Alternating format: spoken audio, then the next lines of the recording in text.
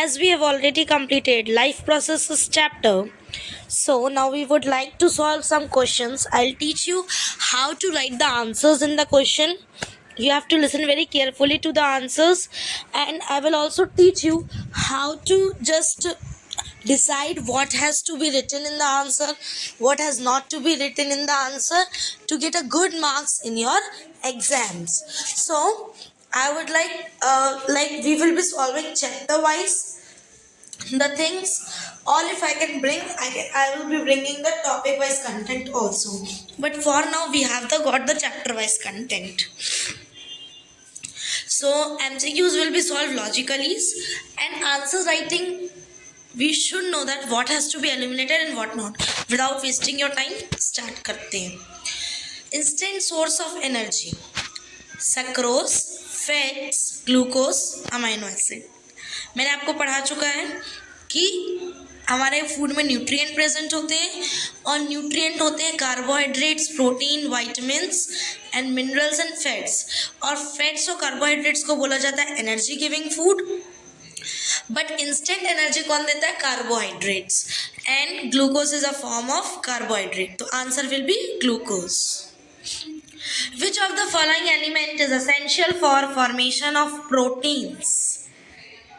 Any guessing? First is nitrogen, second calcium, third sodium, fourth iron. Nitrogen is essential for the formation of proteins. तभी हम लोग nitrogenous compound use करते हैं as a fertilisers, urea वगैरह का use करते हैं ताकि प्रोटीन फॉर्मेशन में हेल्प मिल सके प्लांट्स को.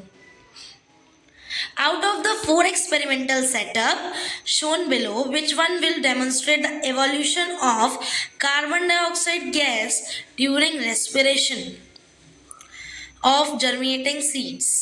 देखो हमें क्या करना है, कार्बन डाइऑक्साइड गैस को इवॉल्व कराना है, मतलब बाहर निकालना है. फर्स्ट वाले में आप ये देखिए कॉटन प्लग लगा हुआ है, सेकेंड में रबर कॉक, थर्ड फोर्थ में सब में रबर कॉक. अब नेक्स्ट में ये देखिए कि सब में जर्मिनेटिंग सीड्स रखे हुए हैं, बट जो सेकंड नंबर है उसमें जर्मिनेटिंग सीड है ही नहीं. ये ऑप्शन एलिमिनेट हो गया. ठीक है, कॉटन प्लग वाला ऑप्शन एलिमिनेट कर दीजिए, क्योंकि कॉटन प्लग से जो हमारी गैस है वो ऐसे ही बाहर निकल आएगी. ठीक है, और दूसरा रीज़न ये है कि वहाँ पे KOH सॉल्यूशन है. KOH सॉल्यूशन अपने फर्स्ट में भी है, सेकंड में भी है, थर्ड में भी है. और हमने पढ़ा था जब हम एक्सपेरिमेंट्स पढ़ रहे थे कि जो KOH सॉल्यूशन होता है वो एटमॉस्फेयर से एयर को, जो भी हमारी एयर होती है उसमें से कार्बन डाइऑक्साइड को कैप्चर कर लेता है. तो फर्स्ट वाले में जर्मिनेटिंग सीड रेस्पायर करेगा, KOH प्रोड्यूस करेगा, लेकिन KOH वहाँ पे एब्जॉर्ब हो जाए, सॉरी मिस्टेक हो गया थोड़ा सा.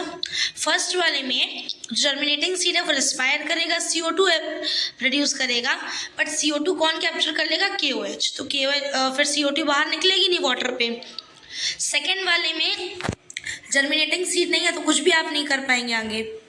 थर्ड वाले में जर्मिनेटिंग सीड है और KOH भी नहीं है, तो जर्मिनेटिंग सीड अगर रेस्पायर करेंगे तो CO2 निकलेगा और ट्यूब के थ्रू सीधा वाटर पे जाएगा. अगर CO2 वाटर पे जाएगा तो क्या होगा? वाटर मिल्की हो जाएगा. ठीक है, ये बेसिकली लाइम वाटर लिया गया है, it's not a normal water. ठीक है, तो ये जो लाइम वाटर है वो मिल्की हो जाएगा. जितना ज़्यादा CO2 उतनी ज़्यादा मिल्कीनेस. और if lime water turns milky, this indicates the presence of CO2.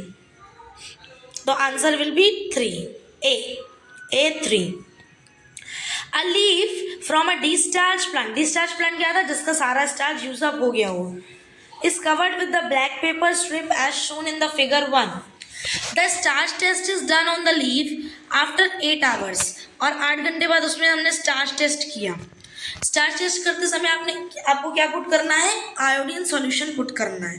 पहले लीफ को बॉईल करना था वाटर में, फिर उसको अल्कोहल में बॉईल करना था ताकि सारे जो डबल बॉईल करना था अल्कोहल में ताकि सारा क्लोरोफिल निकल जाए, फिर उसमें डालना था iodine solution.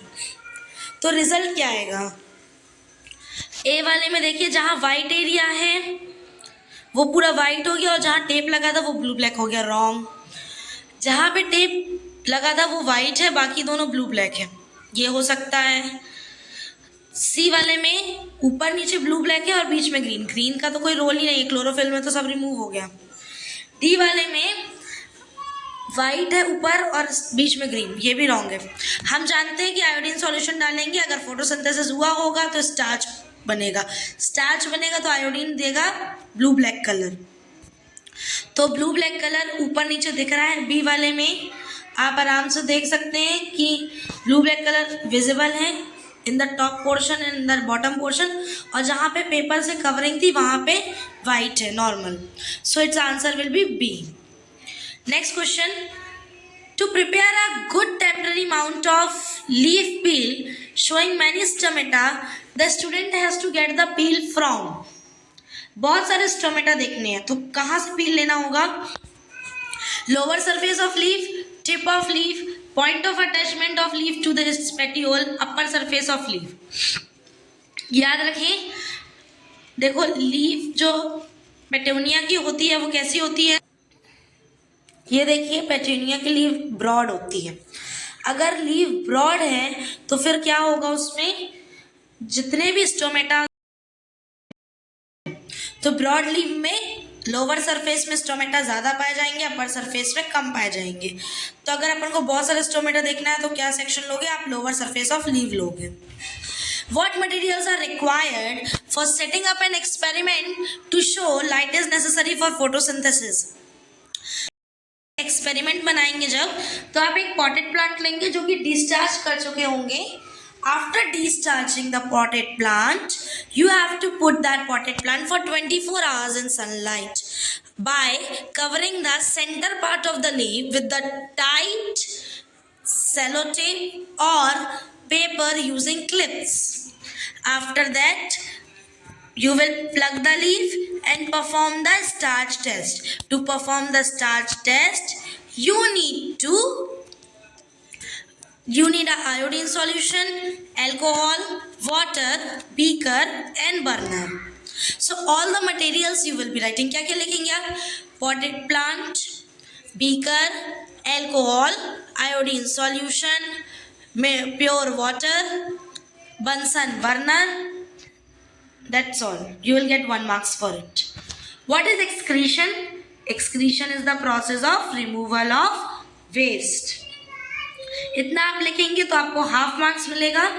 How do unicellular organism remove their waste? तो हमें पता है यूनिसेलुलर ऑर्गेनिज्म में सिंगल सेल होता है और वो अपनी सेल मेम्ब्रेन से ही वेस्ट को रिमूव करते हैं, जैसे कि अमीबा। ये अमीबा है तो ये अपनी वेस्ट को सेल मेम्ब्रेन से ही रिमूव करेंगे by the process of diffusion. तो आप क्या लिखेंगे? एक्सक्रीशन का डेफिनेशन लिखेंगे कि excretion is the process of removal of waste. Unicellular organism remove their waste by the process of diffusion. Bas, that's all. You will get 1 marks through the cell membrane. By the process of diffusion through the cell membrane. अब next 8 देखिए, why carbon dioxide is mostly transported in the dissolved form?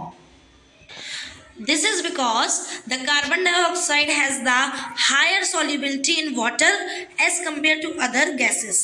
बस इतना ही लिखना है आपको। Carbon dioxide gas has the higher solubility in water as compare to other gases. देखो बेटा, हमारी जो बॉडी है, ठीक है, उसमें ब्लड हमारा मेन ट्रांसपोर्टिंग फ्लूइड है। ब्लड में हमारा मेन कंपोनेंट होता है प्लाज्मा। प्लाज्मा में 90% वाटर होता है, तो मोस्ट ऑफ द पोर्शन हमारी बॉडी में वाटर होता है।